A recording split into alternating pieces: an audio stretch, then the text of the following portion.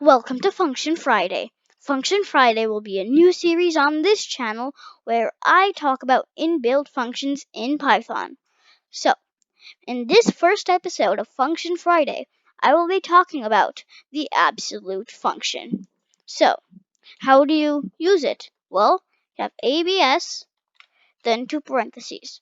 Then you put a number inside it, like 1, 2, or 3. So, maybe we can test it out. Maybe let's put a positive number in.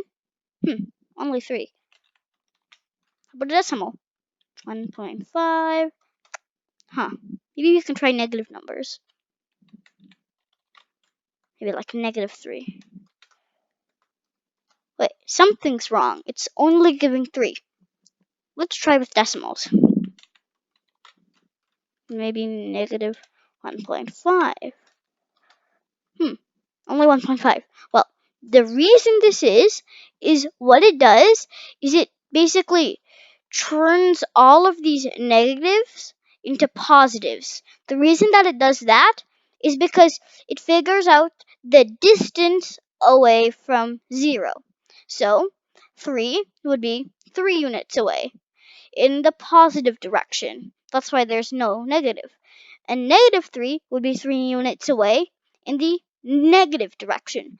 But for the absolute function, all it cares about is the amount of units away. It doesn't care if it's negative or positive. So it only spits out the amount of units away. So if it's -1.5, it'll only give 1.5. -3, 3. Well, it's already in the format that it needs. It's positive. So we can do this.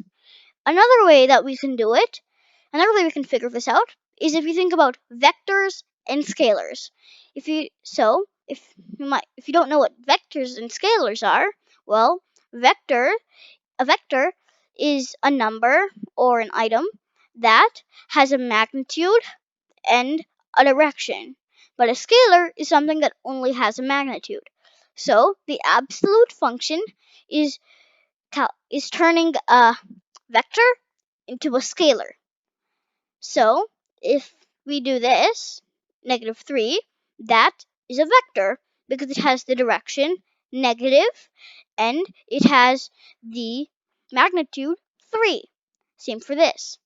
But if it's calculating it as a scalar, then it won't care about this direction. It only cares about the magnitude, which is what's here. This is the magnitude. So the absolute function converts a vector into a scalar. Thanks for watching this first episode of Function Friday. We'll see you next Friday for another episode.